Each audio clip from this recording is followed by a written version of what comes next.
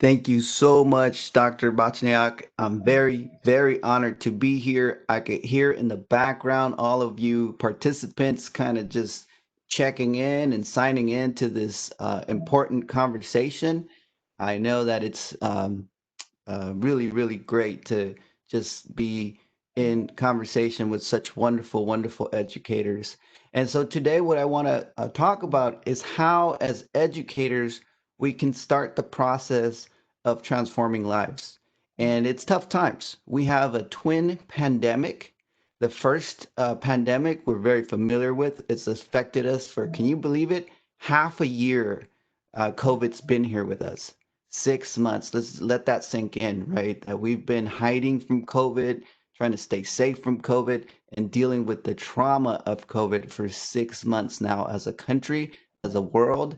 And our children have been impacted in ways we could never ever have imagined 6 months ago by the trauma of COVID. So that's number one. That's the first global pandemic we're facing. The second global pandemic we're facing is that of global racism. And a lot of time in ACEs conversations about adverse childhood experiences, we really don't hear a whole lot about the structural racism that impacts the lives of children of color in particular. So it's crucial for us to have these conversations about um, racism and anti-racism as educators. Why is that important? Because our children have heard this already in this movement against racism. Our children have heard this already in seeing maybe relatives, maybe even themselves protest and join part of this cultural revolution that has really taking our country by storm.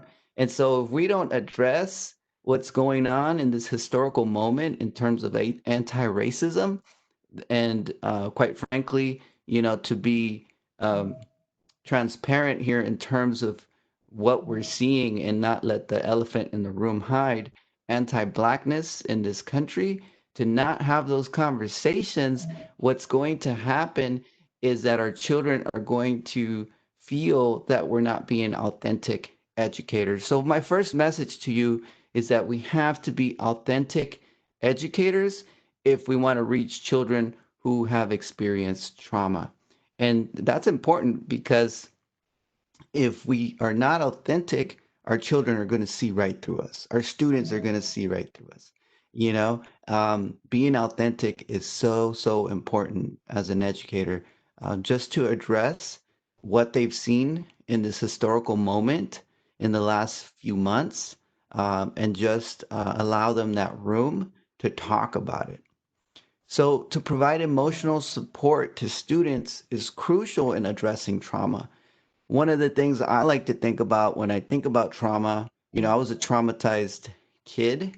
I was traumatized from crossing the border illegally through the desert um, with my mother when I was a little kid.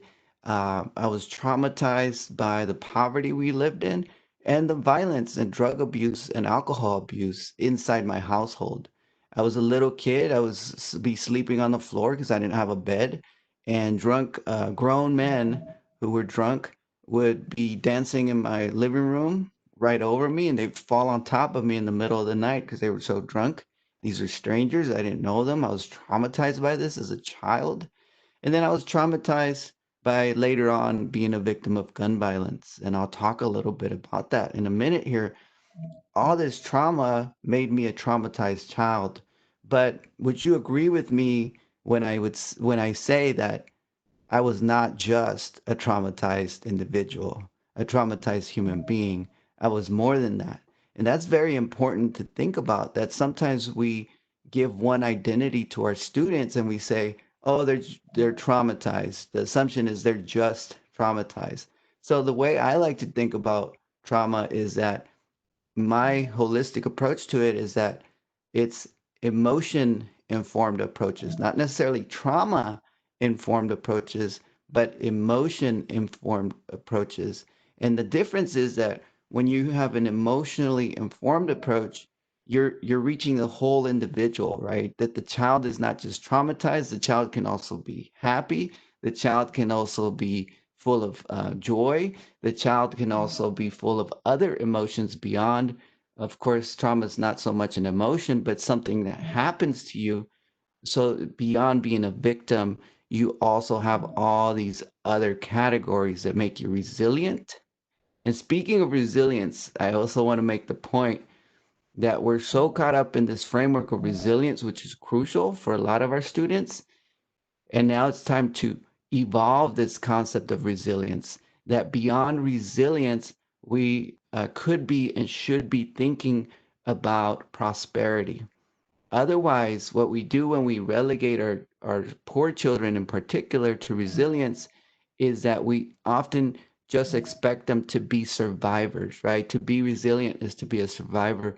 And that's to expect the system not to change. That's to expect the system to stay the same way, and then allow them to always survive this racist system, or this system that sometimes marginalizes them. So instead of just resilience, we want to think about also prosperity. How can we, as educators in the education system, provide the tools to give these young people a life of prosperity, right? So that's, I think, the framework we need to work on, the next step in this notion of resilience. That, yeah, for sure, we should bring out resilience in our students, but also we should be thinking about prosperity, right? It allows us more tools to use to really help our children become, again, more prosperous in this world.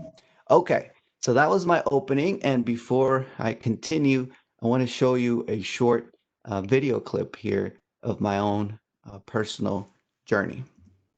Now, another in our series on the nation's high school dropout crisis. Tonight, one man's journey from gang member and dropout to professor, and his efforts to keep other young men from making his mistakes. Ray Suarez has our American graduate story.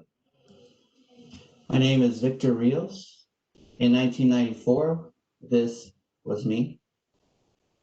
I was introduced to the nation in a frontline documentary. I was a gang member, a juvenile delinquent, and a high school dropout.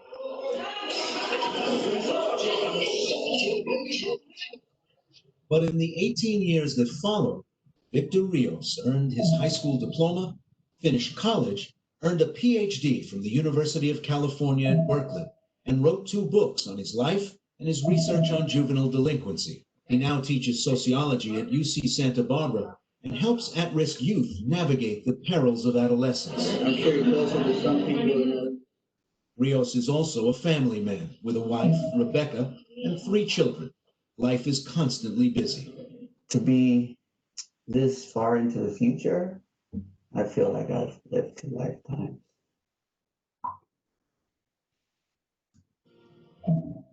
Okay, so 2 lifetimes.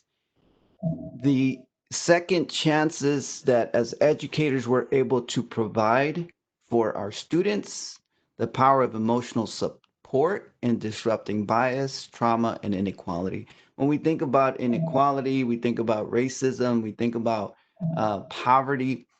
You know, these are very heavy, heavy structural conditions that none of us as individual educators could possibly solve, even in an entire lifetime. But as educators, we can intervene in these structural barriers for our children to allow them to bypass some of these barriers and reach a life of prosperity, to have a second chance, to live another lifetime. I'll give you an example of what I mean by some of us, by the time we enter even kindergarten, first grade, we've already lived an entire lifetime. My brother, he was 7 years old. I was 3 years old, and my mom would leave to work and lock the apartment door from the outside. My brother, who was 7, had to take care of me for 10 hours a day. He had to feed me. He had to make sure I was entertained, and he had to make sure I wouldn't fall out of that second story window. So here's a child raising a child.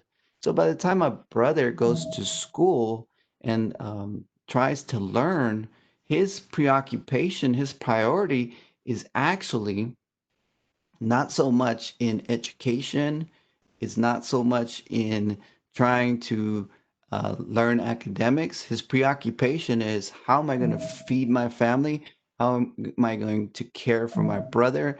How am I going to fend for myself? Because I'm supposed to be a grown up right now at age 7.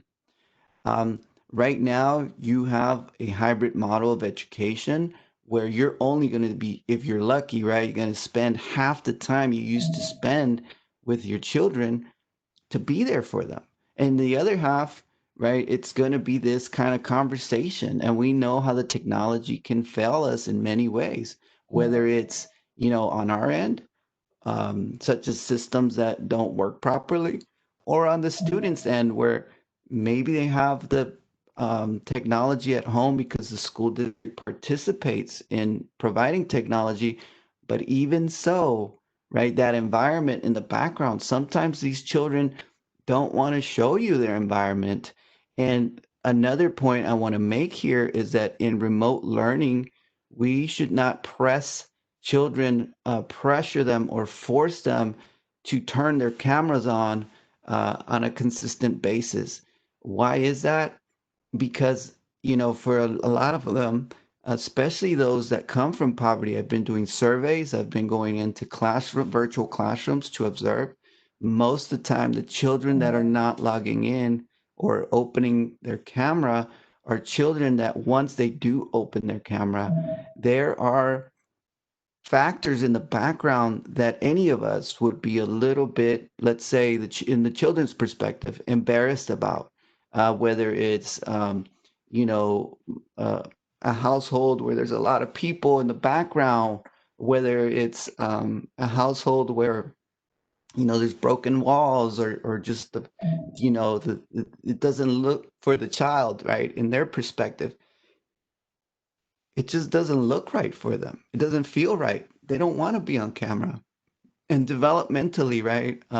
For us to be, hey, get on camera, get on camera, get on camera, because we're eager to reach them, it creates a situation where the children are kind of feeling like, I'm being forced to be on here and I'm embarrassed. I'm being humiliated in front of my classmates, right? So, one of the ways I think, or one of the approaches that I've seen educators take on with remote learning, is to reach out to the child, to the student, and say, look, I want to get your permission throughout the semester for you to open up your camera and trust me, and trust that this is a safe environment I've created.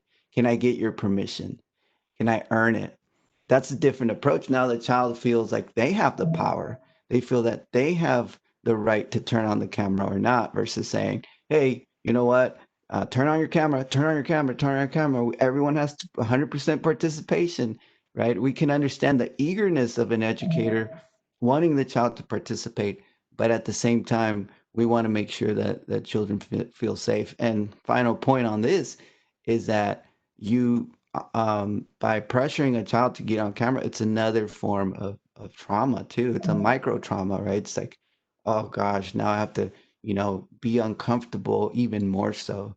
So thinking about creative ways, not to make children forced to be on the technology, but instead get the buy-in from the child, get the permission of the child to then get on the system.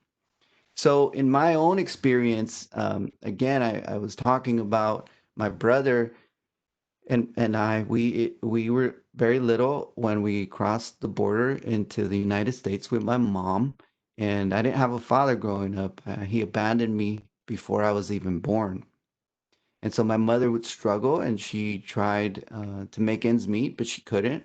So she took us to the border, and we ended up homeless and hungry on the streets of Tijuana, Mexico.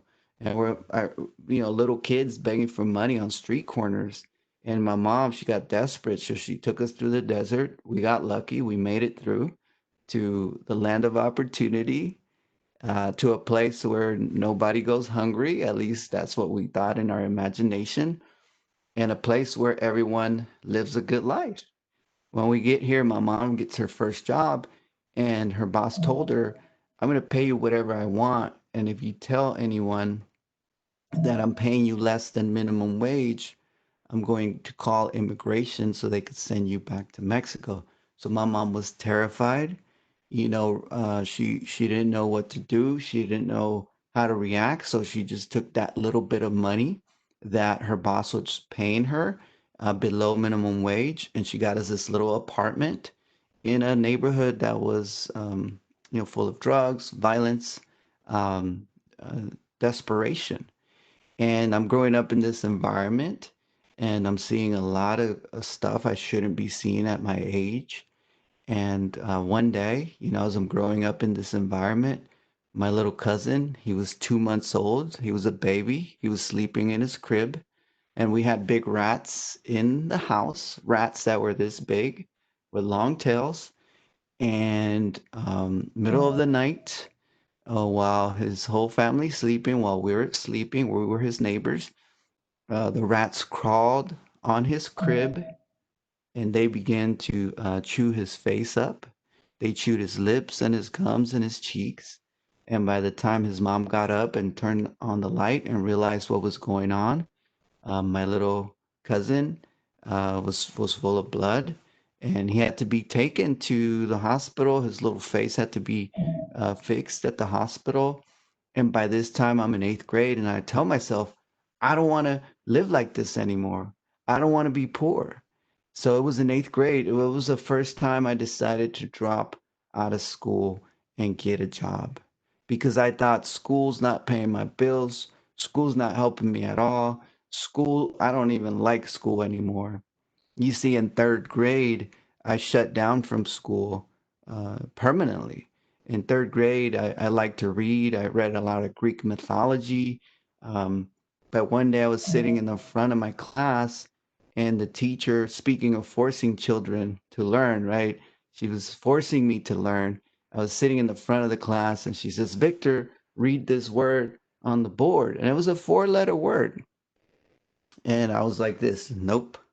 And she said, Victor, read this word on the board. She starts scolding me and yelling at me, and I shut down. I was like, nope. And then she threatened me. She said, if you don't read this word, I'm going to send you to the principal's office. And I was just like, nope. Now I want you to think about why I may have decided not to read this word. Um, for some of you, you might think, well, uh, maybe you were feeling pressure. You didn't want to look like a nerd in front of your friends. You were too cool for school. That was not the case.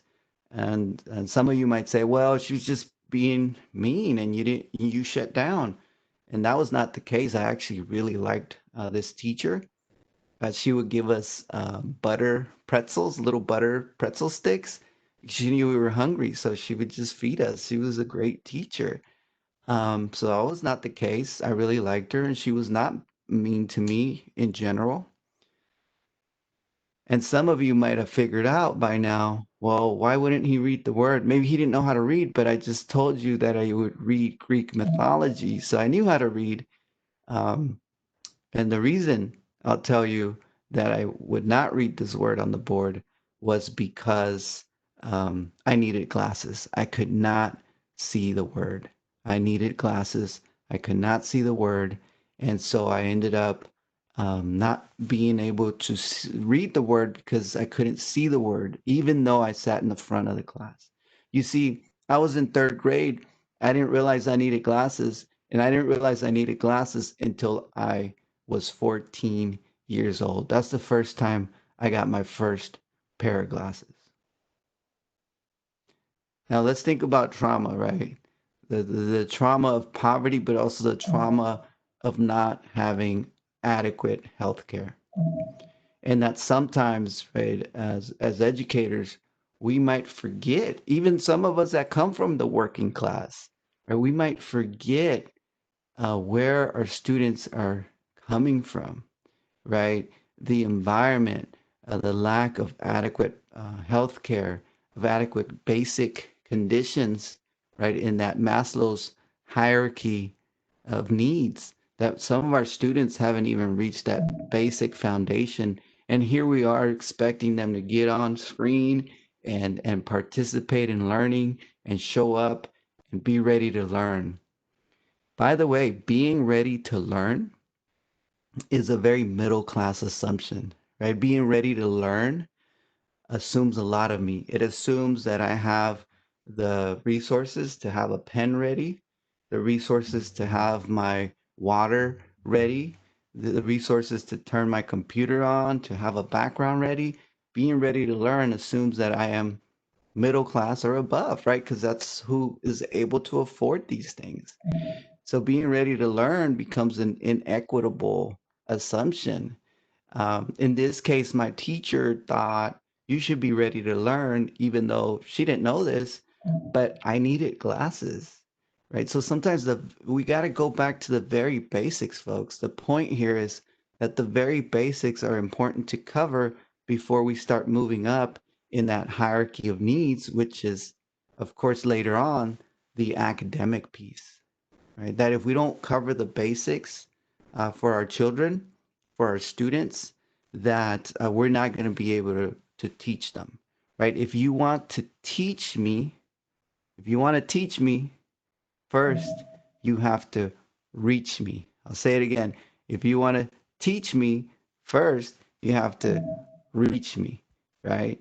That that that sometimes is a very basic principle that we forget about, not because we don't know as educators, but because we're in a system that puts a lot of pressure on us preparing the children academically, right? And so we forget sometimes that important component.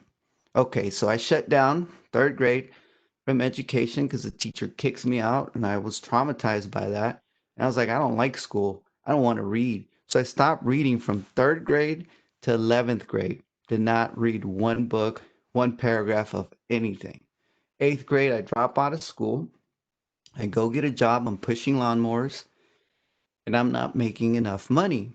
So I start hustling on the streets, I start stealing cars, and I end up in juvie.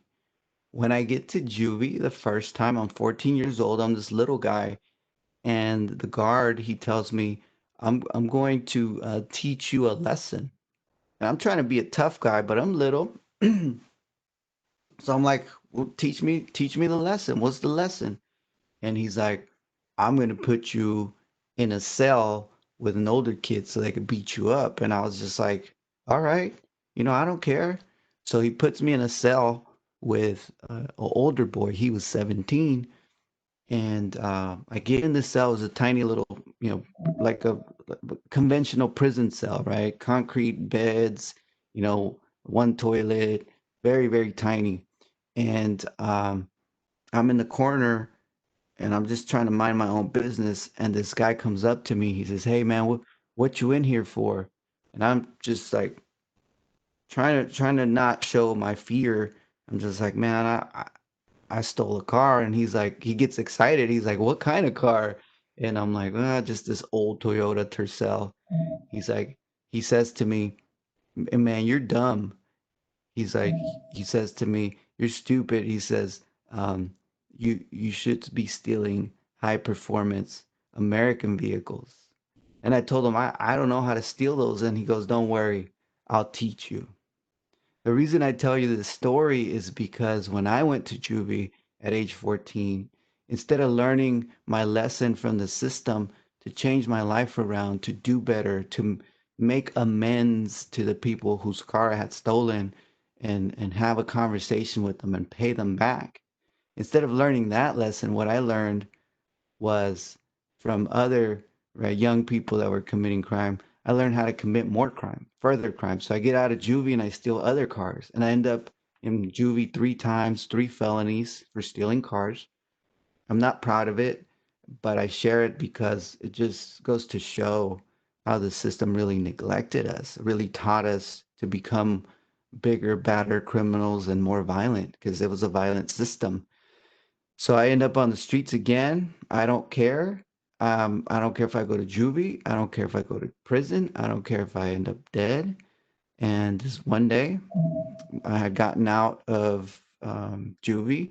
I was on the street, and I was with my friend, and we ran into some guys we didn't get along with, and we got in a fight with them, and they pulled out a gun, and my my my best friend was shot, and he died.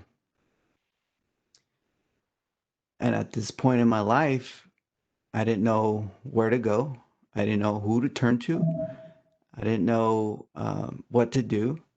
So I went to one place where someone had told me that she would be there for me. That out of all adults in my life, there's just one person that I could recognize that had told me she would be there to support me. I went to school to look for my teacher. There's my teacher, Miss Russ. Oh, I got to tell you about Miss Russ. Miss Russ is the kind of teacher that was always in your business. Miss Russ was the kind of teacher that always had that grin on her face. Even if she was mad at you, she'd just look at you with that poker face.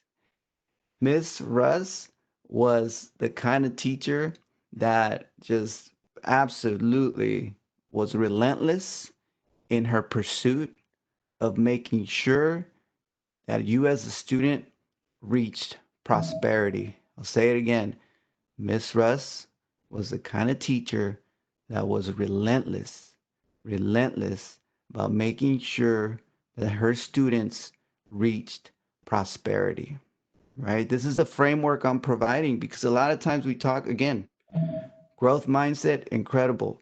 Resilience, incredible, right?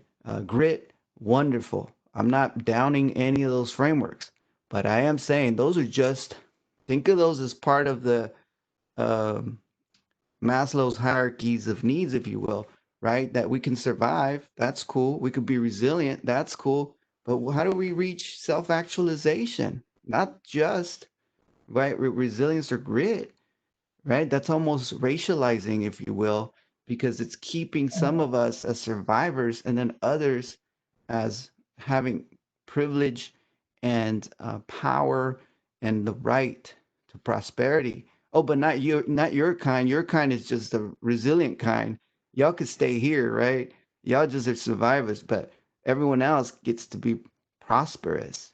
Right? And what I'm saying to you is Miss Russ understood, right, that all her students needed to feel that they could be prosperous, and it was beyond just resilience, right? She would just bring out that prosperity. And I'll give you a concept later on that'll leave you with a very concrete idea of how prosperity operates when we have that framework. So Miss Russ, back then was, an incredible anti-racist educator. She was an incredible educator that believed in reaching out to her students. All her students were African American and Latinx, right? Black and brown. Those were her students because we were the ones getting in trouble. And even though she was a computer science teacher, she still knew how to reach us. She was an incredible teacher. So one day, after my best friend had been shot and killed, I'm walking down the hallway. I returned to school. I hadn't been there in a long time. And Miss Russ finds out I'm there. She comes out and she greets me in the hallway. And she says, Victor, are you okay? I heard what happened. And I'm trying to be a tough guy. I'm like, yeah, I'm okay. And she taps me on the shoulder right here. And she says, I know you're not okay. And right when this teacher taps me in the shoulder, all my pain, all my fear, all my anger begins to grow. And I begin to cry like a little kid in front of the whole school. You know what this teacher did? She opened her arms, she gave me a hug, and she said, Victor, I am here for you. If you're ready to change your life around, I'll be here for you, but you have to do the work. That was a moment where I felt that even though I had everything going against me, I had been to juvie, I was on probation, I was considered a thug, gang member, and criminal by law enforcement. I was a dropout, I was at risk. You think about every deficit label out there, and you could place that label on me. um, at the time. And even though everything was going against me, in this one moment, with the heart and warmth of this teacher, I felt like everything was going to be okay. That this one teacher had just changed the world for me with just one embrace, with one hug, with one positive sentence.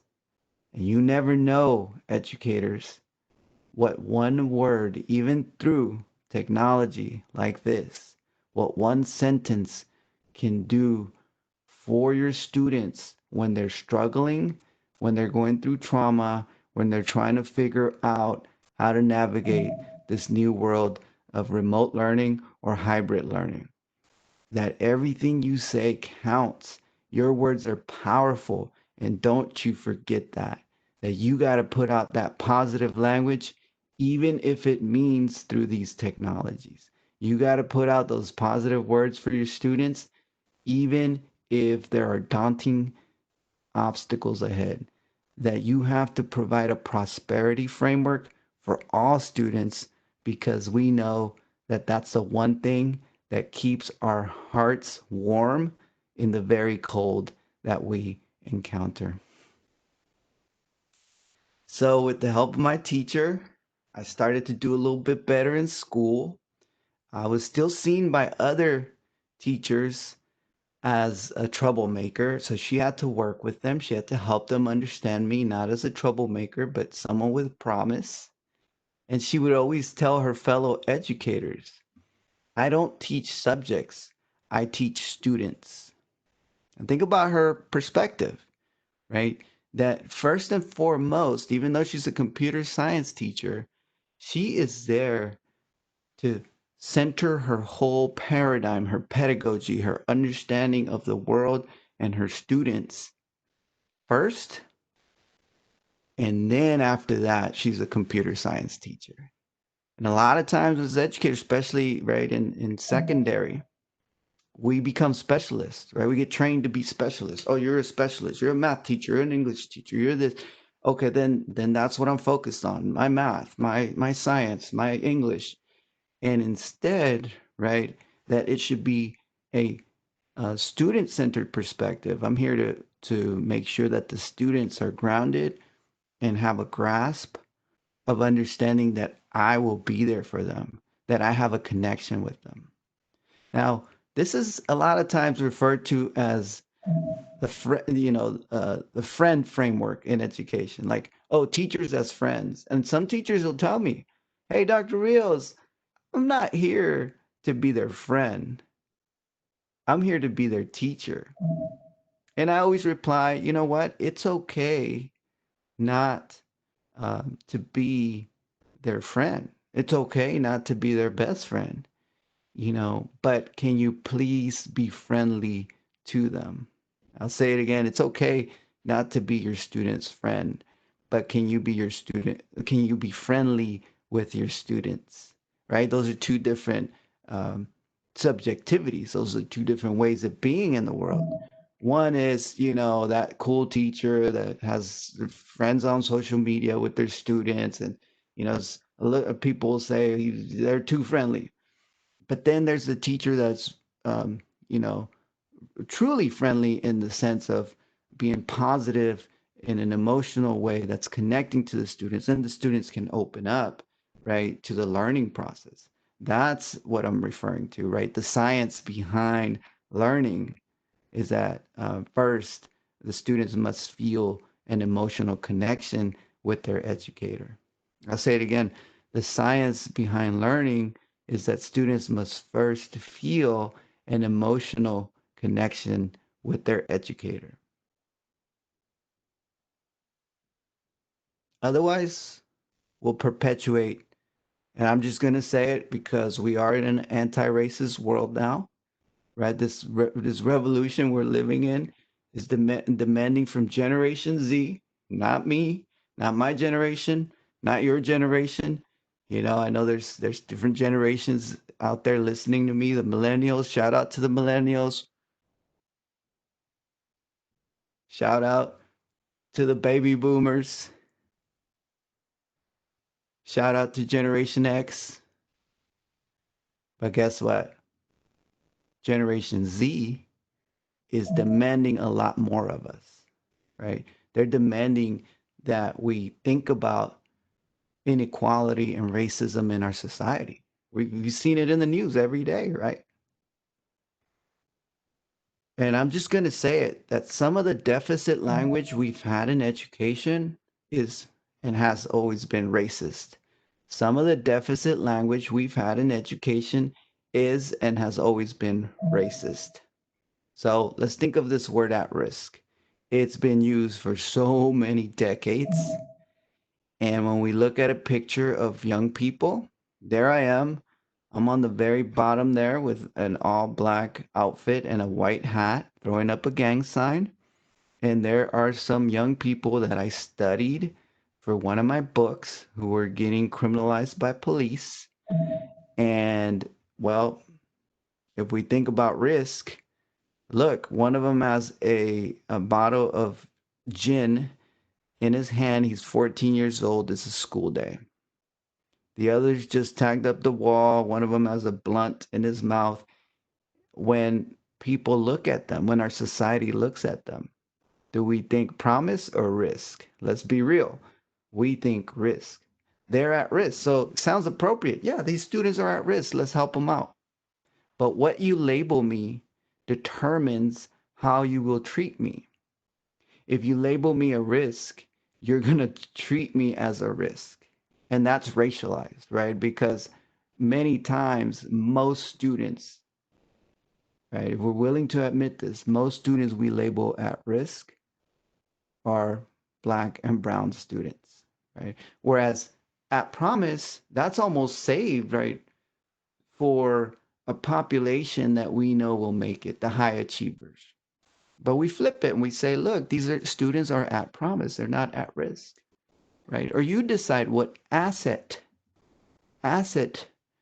language you want to use to change deficit language. And this works, by the way, those of you special ed teachers, shout out to special ed teachers. My sister's a special ed teacher. Hello, special ed teachers. My heart goes out to you because of how then the technology, there's an extra layer of trying to figure out how to reach our students. But think about the deficit language that is used for our special ed students, right? Disability itself is, I would argue, a deficit way of describing our students, right? Disabled, right? Just something negative, right? Uh, you know, differently abled, maybe. I know you, some of you, maybe in the comments, you could post how you label your special ed students. That is an asset-based perspective. Also in the comments, I would love to see how you label your students in an asset-based perspective in general, right? How you've shifted the threat language or the deficit language to a more asset-based perspective. I'm going to show you a study I conducted. This a little over 1,800 students, and we were asking them about emotional support. We were saying, hey, can you tell us, right, in this survey measure over the course of about 12 questions when it came to emotional support, can you tell us what you think of emotional support? Right? And the response for low income students, which are mostly students of color, was that they had a desire for emotional support more than a desire for informational support. For middle class students, they actually desired more informational support than they did emotional support. And I'll tell you the difference. Okay. Informational support goes like this. I'll just give an example of being in a high school classroom. Okay. All right, here we go. All right, informational support is Hey students, how are you? Listen up. College applications time is happening now. Here's all the information you need. Here's a pamphlet. Here's the deadlines for applying. Um, Good luck. That's informational support. The teacher just provided the student all the information they need to apply to college. Now, let me show you an example of emotional support. Hey students, it's college application time. Listen to me. Every single one of you in this classroom has the capability and the potential to make it to college. I believe in you. And if you need anything, just know I will be here for you. Okay, good luck. You see, it didn't take me a whole lot more effort. The conversation did not change much, but I provided a lot more emotional support. What am I trying to argue here? That in my research and in the research of many scholars out there, what we're finding is that for students that have been left behind, for students that come from low income backgrounds, they may desire a little bit more of the emotional support from you than you might imagine, right? Because we have been operating under an equality framework for a long, long time. Equality is I'm going to treat everyone the same. Equality is I'm colorblind. I don't see color. I don't see race. I just see human beings. I don't believe in race. I just believe in the human race, right? That's cool.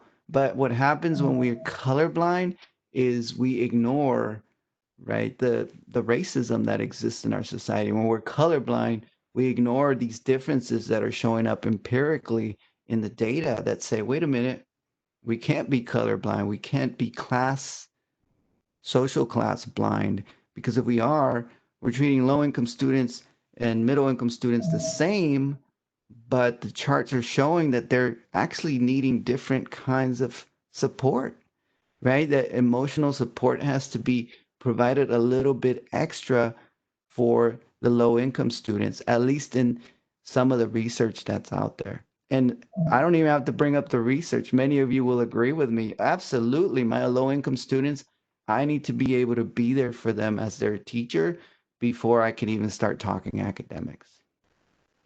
So the point here is that emotional support is key to student motivation and transformation. And here's an old study from neuroscientists. We feel, therefore we learn. The relevance of effective and social neuroscience to education.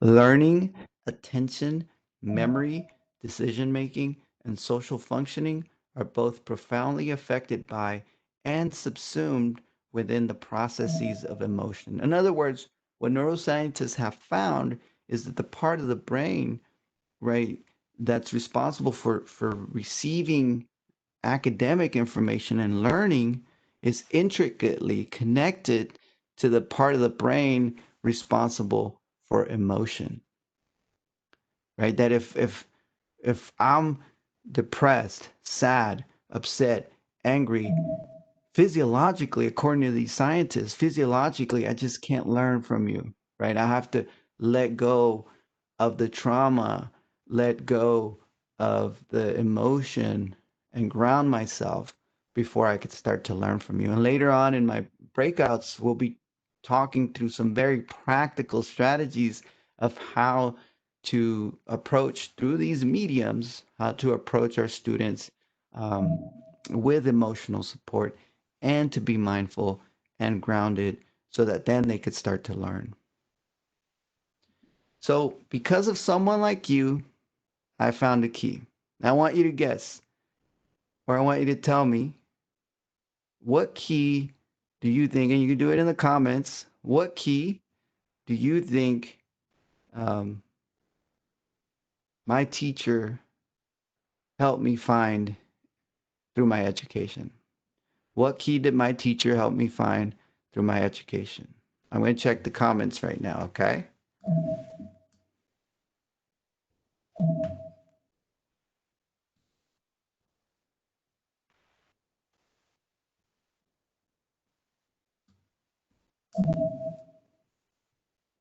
A better mindset for life.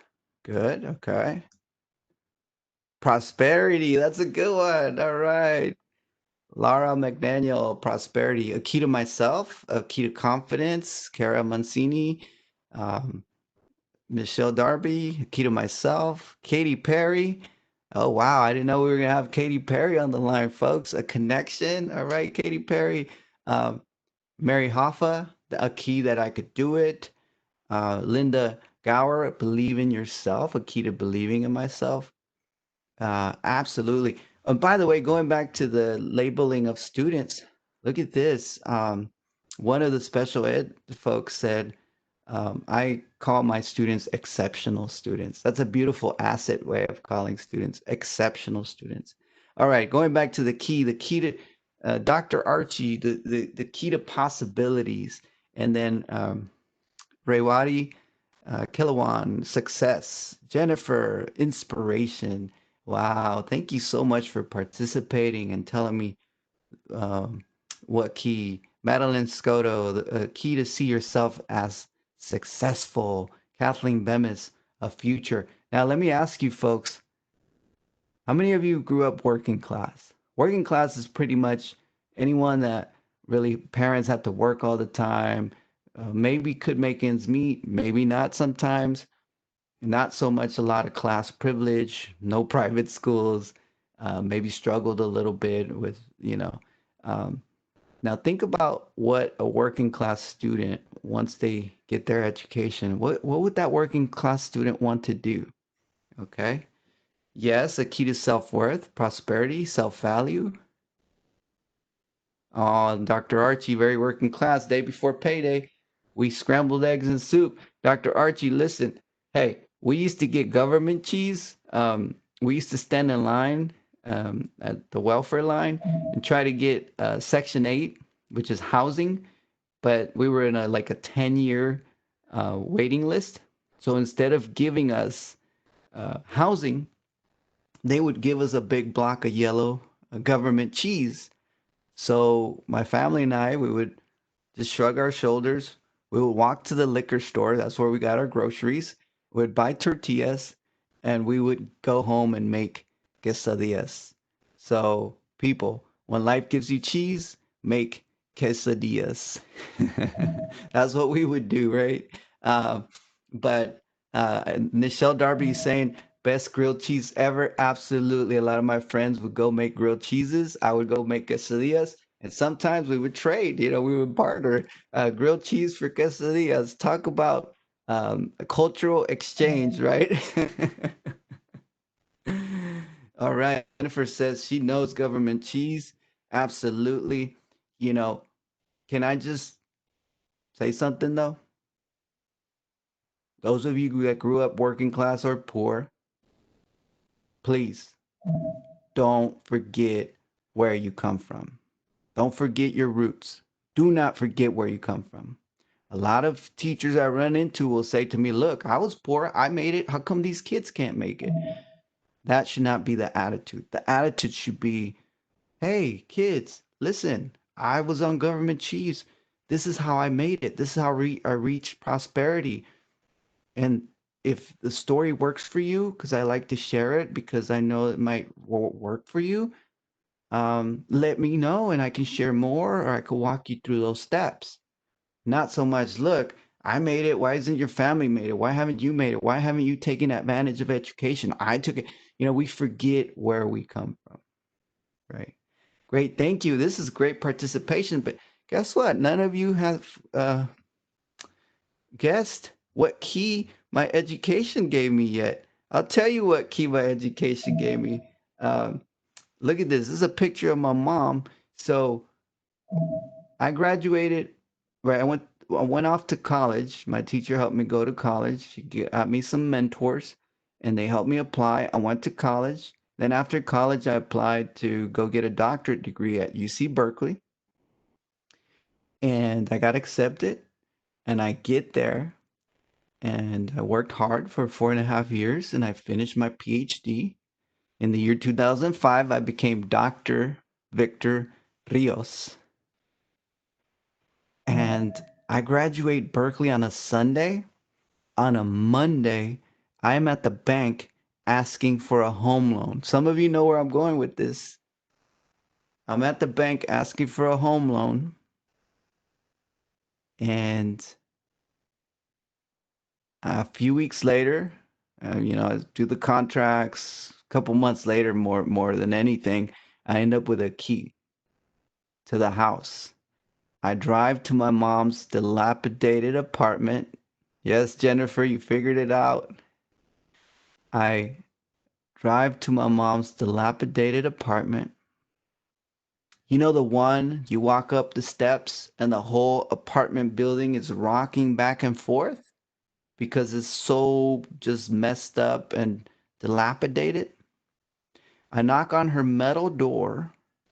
My mom opens the door, and you know that look a mom gives you after she hasn't seen you in a while? How you doing, son? ¿Qué pasó, mijo? I'm nervous. My leg is shaking. I reach in my pocket. I pull out the key, and I say, Mom, I'm sorry you had to wait 30 years for this, but here's the key to a proper place to live. You see, educators, the power you have of transforming lives is very real. The power you have as being the final frontier of hope for many of us is very real. The power you have to help us improve our lives is right there, right now, in your mind and in your heart. That the words you choose to use this semester coming up, whether hybrid in person with the social distancing or whether on these computer devices, that words you choose to use and how you engage with your students is going to change lives. It's not just going to address trauma, it's going to overstand trauma.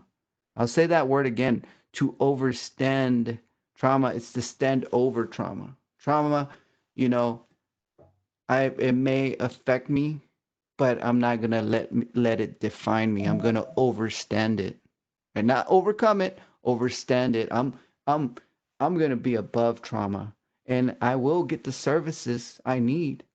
And I'm gonna tell y'all, I have PTSD, and I have not seen anyone get shot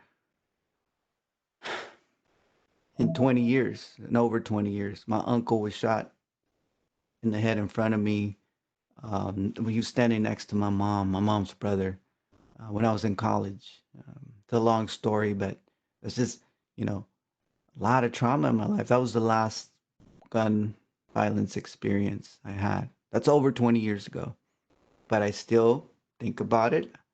I still have nightmares. And what do? I go to therapy. I go to therapy. Now it's just once a month. But if I'm feeling heavy, I'll go, when I need to. Why do I bring this up to you? Very personal.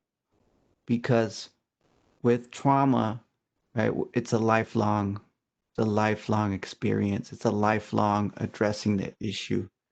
And right. And we give the children the tools to have with them to address traumatic experiences, but also traumatic consequences, if you will. Right. And so, all to say that the power you have as educators is to provide the keys to allow our students to feel like they could define themselves, like they could self-heal, and they could reach a level of prosperity where they're helping themselves, their families, and their communities. And they're making this world a better place. Because this little generation, I'm telling you, they're on fire. They're like trying to make change every day. They're over there, advocating. The next thing they're going to be doing, right? They're asking for restorative justice. The next thing is going to be they want ethnic studies, they want cultural studies, they want to learn about different people, different groups. And we're not going to have a choice but to give it to them and just say, you know what? Here you go. Here's the lessons, here's the curriculum, and here's the requirement now that in our district, we will be learning about the legacy of every ethnic racial group that has contributed to making America great. that from the very beginning, Native Americans, Africans, African Americans, Mexican Americans, other Latin Americans, Puerto Ricans, Jewish Americans, Irish Americans, Italian Americans have made this country what it is. And we're going to give the dignity and respect to each of these groups, right? That we learn LGBTQ plus populations, that we honor them and cherish them and respect them, and that we know how to talk about them. We're not uncomfortable. My LBTY students. No, you got to know what's up. And guess what? LGBTQ plus is a bit outdated, right? There's even more discourse that I have to constantly learn about to give the respect to the populations that we serve, right? You see, look, someone just corrected me. LGBTQIA. Thank you so much, Nichelle Darby, for the correction. But this is all to say that our students, this little generation, is going to push us, and we better be ready to respond. We better be ready to give them the keys to not just transform themselves. We're not a selfish enterprise. You got to make it for yourself so you can make money for yourself and take care of yourself. No, you got to make it for yourself, for your family, and your community to make this world a better place. Those are the keys you provide to our students as educators. All right, I'm going to leave you with a concept here before I conclude, and this is educator projected self actualization. That you, as an educator, are able to project a future for our students that they have not even begun to imagine. I'm going to say that one more time.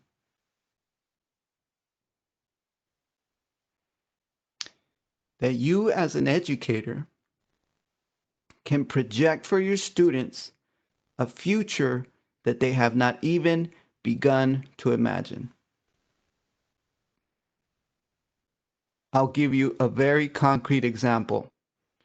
Here's my teacher. When I met her and I was in high school, I was the kid on the left side of the image. I was the kid throwing up gang signs and being a thug. That's how other teachers saw me. My teacher actually saw me as the guy on the right, even though the guy on the right did not exist for 20 years after. I'll say it again. My teacher did not see me as a thug. She saw me as the guy on the right. She saw me as a professional. And that's what she projected.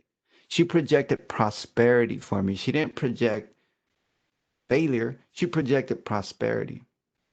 And one day, as I'm getting ready to graduate high school and go off to college, she says, Victor, I'm so proud of you. I knew you could do it. And I'm like, oh, Miss Russ. She says, I know one day you'll meet presidents. And I'm just like, this lady, you crazy. 20 years later, after having written a book on the criminalization of Black and Latino boys in this country, I get invited to the Obama White House to advise his administration on gun violence and policing in America. I'm at the White House talking to his domestic policy council for 4 hours. And then finally, I get to meet President Obama. I even had my family there with me because I don't know about you, where you come from, but where I come from, you give me one invitation to go to a party, I'm bringing my whole family with me. I brought my son, my twin daughters, my wife, and even some random friend that was in DC at the time. And we get to the White House. There was a little kind of party at the White House lawn, and my little son, he's right there eating, his cotton candy in front of the White House. There's all kinds of Congress people out there hanging out. President Obama comes out and he walks up to me uh, and to my son and to other people. And my son is sitting on my shoulder and he shakes my hand and then he lifts his hand up, looks at my son, and he says, "Give me 5. Don't leave me hanging." And my son and him touch hands with each other. And right when Obama and my son touched hands, guess who I thought about? Thought about my teacher. And I said, Miss Russ, you really are crazy. How can my teacher have predicted this moment? How can my teacher have predicted this moment? She did not predict this moment. She projected this moment. I'll say it again. How can an educator predict a better future for a child? You can't. You can't predict a better future, but you can project a better future for a child. And the power of projecting for children a better future is just incredible. That is the emotional support I've been talking about. So there's some more visits with other folks, the vice president at the time. What we have to create, educators, is a continuum of care, shared responsibility, that all of us, right, are caring for our children in the same way, that all of us, whether it's in person or virtually, right, are showing this continuum of care, that we're committed to first and foremost connecting emotionally with our students, and then after that connecting academically with our students. That's the only way we're going to get through these twin pandemics of COVID and of global racism. In conclusion, my teacher believed in me so much, she tricked me into believing in myself. Thank you very much for your time. Thank you so much. Dr. Rios, thank you for those inspiring words. Thank you. We had a couple of questions that came in last night as a result of the movie The Pushouts, and we have just a few minutes, so I thought I would ask you a couple of those. You talked about some of the information within your talk, but one of the questions is, having a backstory to which students can relate helped you and your team build trust. How can I similarly build trust using my background, which is markedly different from my students, in an authentic way to build that trust? You know, that's a wonderful question. Thanks for asking. And so, you know, you saw my teacher, maybe, Miss Russ, she's a white teacher, right? And here I'm a brown kid. And she always, of course, she was not colorblind. She never said, I don't see race. What she said is, I acknowledge race, right? Those are two different things. So it's important to acknowledge, right, that we're different and respect each other's differences. And Miss Russ just was the kind of teacher, she would go knock on my door and my mom would open the door, and my mom knew very little English and she knew no Spanish. So you could imagine them trying to communicate with each other. It was the funniest thing because they couldn't communicate. But some people might say that's a waste of time. But the fact that my mom saw my teacher in the community and at our home trying to talk made my mom feel like she needed to be more invested in the education system. So I guess what I'm trying to say is that when you go above and beyond to show that you care, that bypasses some of those cultural and ethnic and racial differences. And when you acknowledge that race is real, it exists, and it affects our families and communities. Final point, educators, now that we're online, you're not just teaching one child, even though this could be that one child on the camera.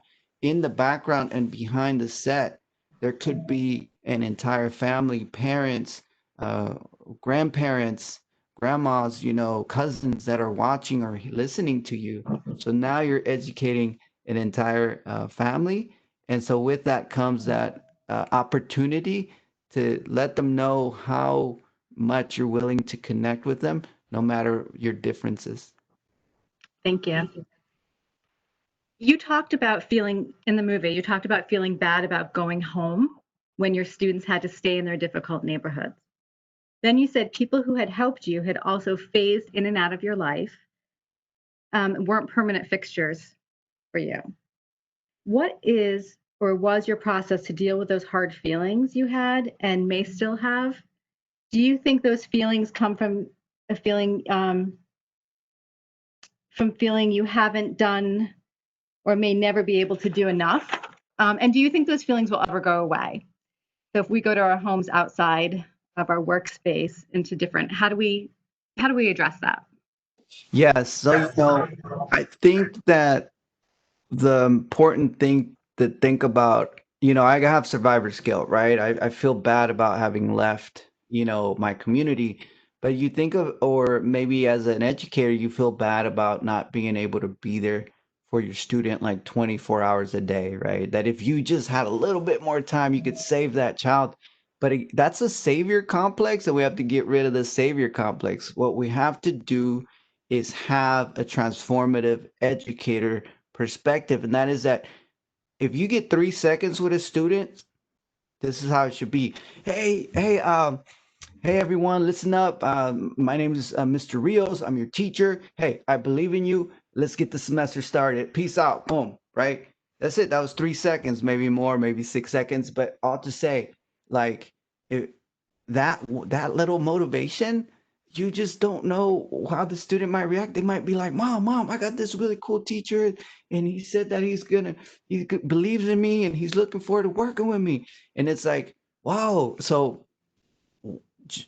if you have 3 seconds or 3 days, like just drop some positive emotional connection, positive motivation. That's what works. That's what the science shows works when trying to build those connections with students and get them to buy into the academic process. The phrase of 2020 is "you're on mute." Yes, I am. Thank you for that. Thank you. I think that's a great place to end, and we'll have an opportunity to hear you 2 other times today. And we appreciate your time with us this morning. I know it's very early for you, but we appreciate it and are inspired. So thank you. Thank you all. Thank you. See you all soon.